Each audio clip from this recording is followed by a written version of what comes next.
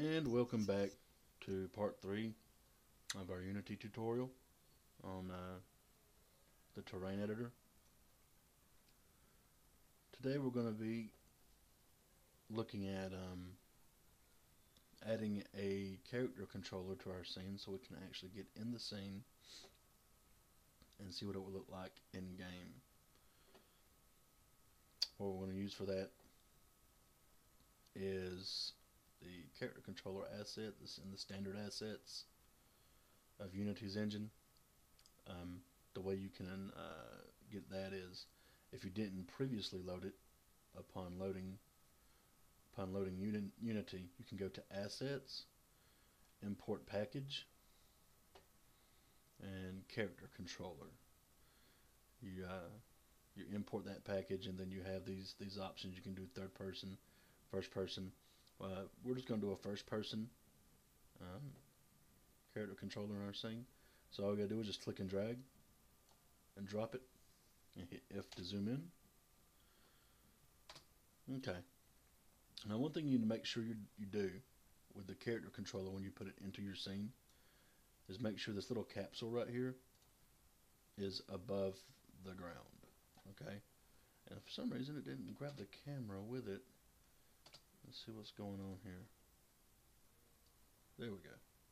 Okay. I want to make sure that's above the ground. If it's not, I'll give you a little demonstration of what will happen. You will fall through the ground, and you will slowly watch yourself fall away from the geometry. So that's no fun. We don't want our player to do that. So what we're going to do is we're going to pull this up, make sure it's just anywhere above the ground. I don't even think it matters how high. I'm not sure. Let's see. Let's try. Let's pick it way up off the ground and see what happens. Okay, so we'll fall a little bit, but as long as you're on the ground, that's all that matters. I mean, as long as it's above the terrain. So we're gonna get this thing set up right. Okay, and then we'll hit play, and we get to see our world that we've created. We can walk around in it. Spacebar jumps, so we actually got a little action going on there. So yeah, that's what our world would look like so far if this is a first person game. Okay, let's get out of this. Now, if you haven't noticed, our scene is still a little bland. Sure, we've got some grass and some dirt down, and some rock for our mountain, and the textures on the ground look pretty good. But there's no vegetation, so we'll see if we can't fix that. So what I'm going to do is go back to the terrain editor, and the terrain editor actually has a tool where you can paint in trees, static meshes that you can actually paint in. Now you can create these trees yourself. Unity has a tree creator in it. You can actually create those trees and load them into the engine to paint on the terrain. But I think they have some of their own. So what we did, we clicked here and got a couple little trees here on the symbol. So what I'm going to do is go down to Edit Trees, Add Tree, and it says please assign a tree, so it's telling you I don't know what you want me to put in here yet. Then we'll go down and we'll just see if we can't find a tree. Well, looks like our only option right now is a palm tree, so for demonstration's sake we'll pick the palm tree. But like I said, you can create your own trees, and we'll look at that later. But right now we just want to look at placing them with the terrain editor. So once we have them in there, we can actually just paint trees on our terrain, as many as we want. Obviously, that is way too many. Now, another way to add trees to your terrain, you can paint them like so, or you can go to Terrain, Mass Place Trees. 10,000 is a bit much, I'm pretty sure. Let's try something more realistic, like maybe 1,000, which that'll probably still be too many, but and then hit place. And see, it just places trees on anywhere that the engine determines a tree could be placed. Anywhere flat enough for a tree to be placed. So if you notice, on these flatter spots up here, where there's not as much slope, they've got trees, but not on the sides of the mountains. it would be kind of hard for a tree to grow on something that steep of an incline. So it's really pretty smart in how it tries to do it. Um, but right now, um, there's not really any rhyme or reason to them. So why don't we do this? Let's see. Why don't we make some changes in our terrain and then add the trees to kind of help things out a little bit. Let's see. Go to terrain. Let's go back to our editor. Let's find us a nice soft brush. Or wanting to pick. There we go. Nice soft brush. And let's see this. Yeah, I don't know about that. Yeah. Let's go through and put like some elevation changes here. And a lot of times what you want to do is you kind of want to keep the player on a path unless it's just a sandbox game. It's just a sandbox level. But we kind of we want it to look as natural as possible. So I'd like some hills in here that kind of stand out above the rest.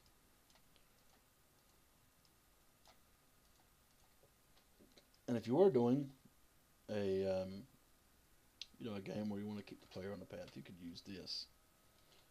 You could use these low-lying areas to actually be the path.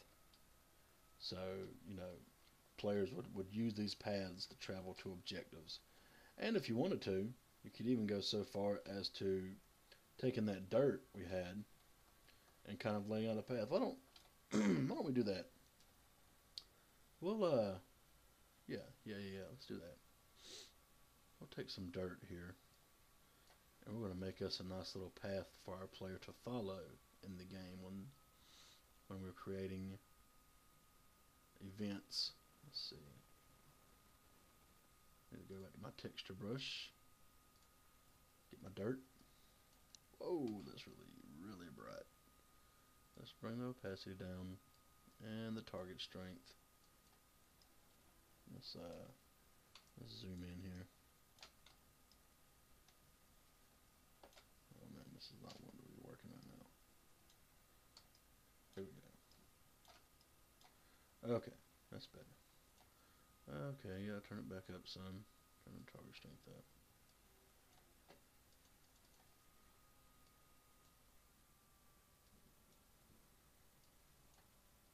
Okay, that looks pretty good.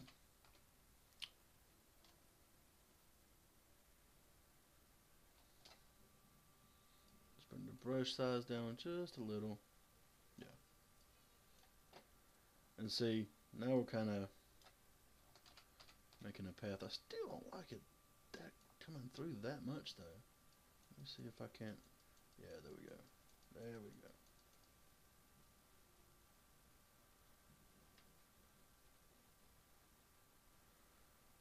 So this could be kind of a worn path around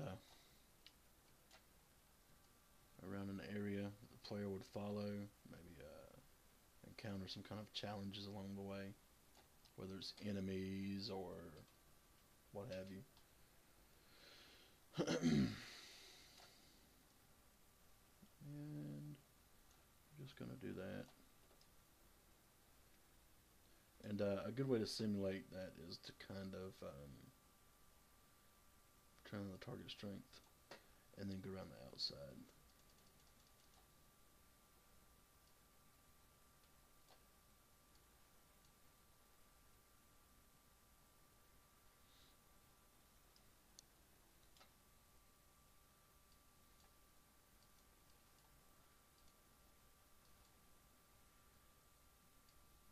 Seems to be erasing it like that. There we go.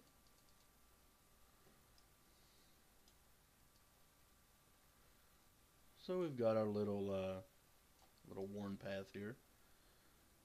Let's see, we'll have it lead up over here too, and or maybe around here.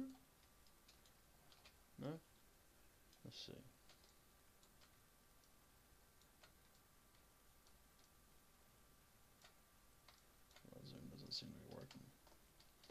Okay, let's just mosey on over here, and we will put another little path right around here. The player can follow.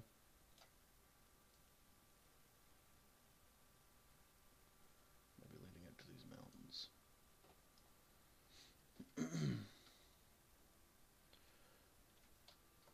Let's see. I feel like we need one more path. I don't know. Maybe we've got a path that kind of goes around this way. I don't want it running up on the hill like that though. Actually, we'll just connect this path to something. Let's kind of have it run over here. So we've got our player path. We've got something that gives the player some direction on what they need to do in this game. Or at least kind of helps them realize which way they need to go in order to accomplish the objectives. Now, back to our trees. What we want to do is, instead of mass placing the trees, I'm going to paint them. And we've got various settings on here. Brush size, tree density. This is kind of like the opacity on your other brushes. Determines how thick it lays it down. See, when you turn it down, it's not that bad. When you turn it up, it's very, very dense. Color variation. So that way you, not all the trees look exactly the same as far as their color. Let's turn it up a little bit. I kind of want our trees to look different. Tree height. That's pretty self-explanatory.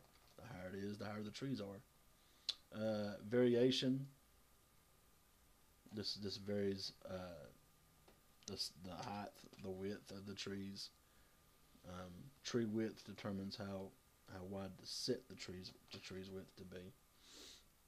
So we've got a lot of tree height. We got tree height and the tree height variation, the tree width, the tree width variation, color variation. So you've got a lot of variables you can play with here. What we're going to do is let's turn the tree density down just a hair.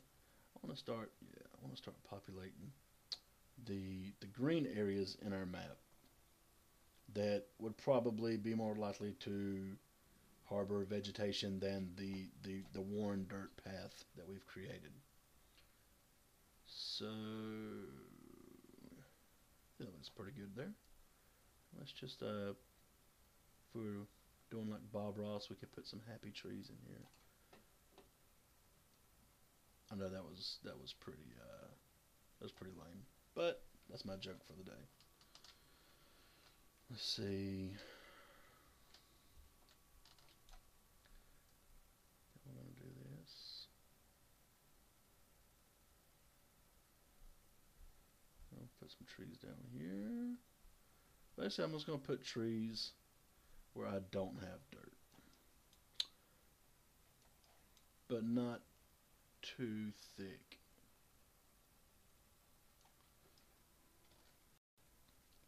And not over here on this side of the map.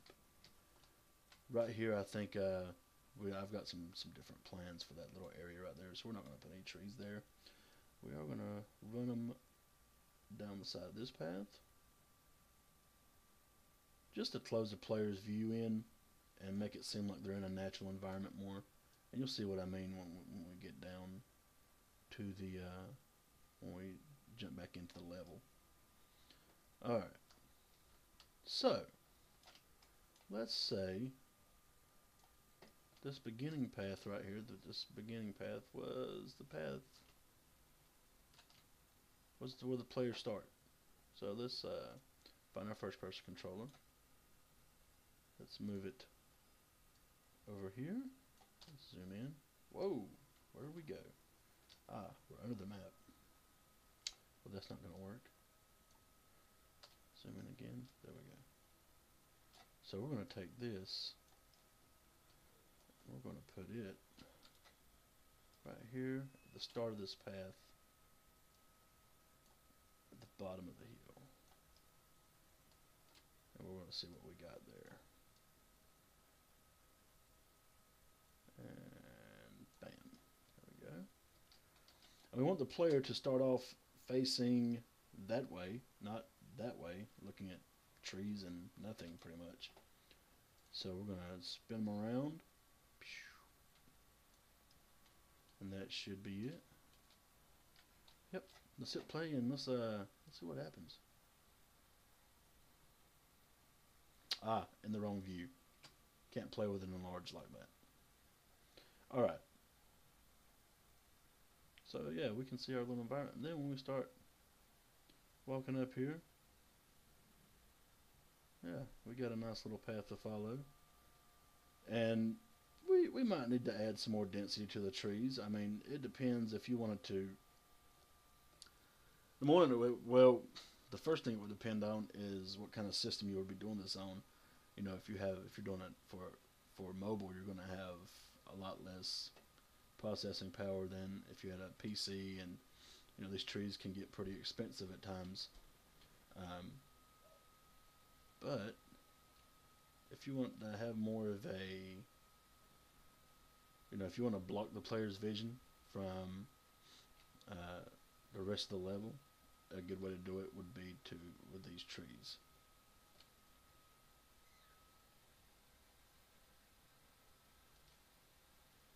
Let's see if, and you can see how the color variation is taking place. You got this one tree that looks very bright and green. You've got one tree that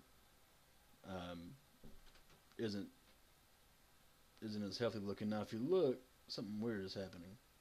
These trees are moving on their own, and what that is billboarding. It's a way to save. It's a way for the meshes to. It's called level of detail. Where standing far away is what's called a billboard. It's just a very flat representation of the tree. But once you walk closer to it, it actually turns into the 3D model of the tree. So standing far away, you get the look of a tree, but it doesn't have to draw a 3D model every frame until you get closer to it, and then it draws the model itself. So, as you can see, yeah, that's a little too close, because we're walking to the trees and they're just like moving. They're just going crazy on us. So what we're going to do, way to fix that, let's come over here to terrain. Click on that little cog. That's your settings for your terrain. Detail distance, we're going to crank up a little bit. Max mesh trees, that is what was causing that issue, because what this does is it keeps the maximum actual meshes of trees that you can have on the screen at once is set at 50, or set at 50 meters before it begins to change them from the billboard, from the flat 2D representation to the actual 3D mesh itself. So we're going to crank that up. Yeah, that should be much better. Now let's play it and let's see if our trees are still growing on us.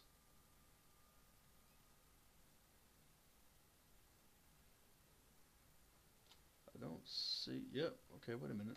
What? And the billboard start. That's something else I forgot.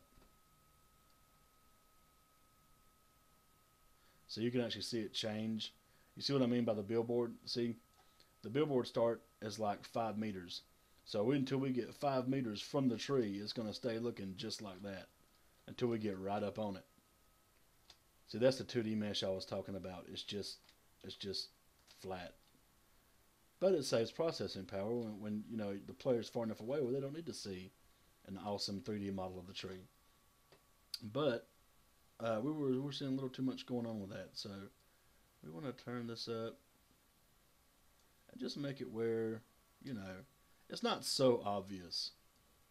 But at the same time, we don't really, you know, we do want to use the billboards because, like I said, it does save processing power. But at the same time, you don't want to break that illusion. You don't want to break that suspense of disbelief, because we all know when you're walking around in a forest, trees just don't just don't grow like immediately when you walk up to them. Like boom, it went from a regular tree to even a bigger tree now. Yeah, it doesn't do that. And as you can see, in the background, these trees back here are probably being converted right now. If you look really hard, you can probably see some of them growing up, some of them changing. But it's such a subtle change that the player's not really going to see it in the game. So, with that, we'll stop this tutorial here. And if you have found any of this informative or entertaining or enlightening, please like and subscribe. Thank you.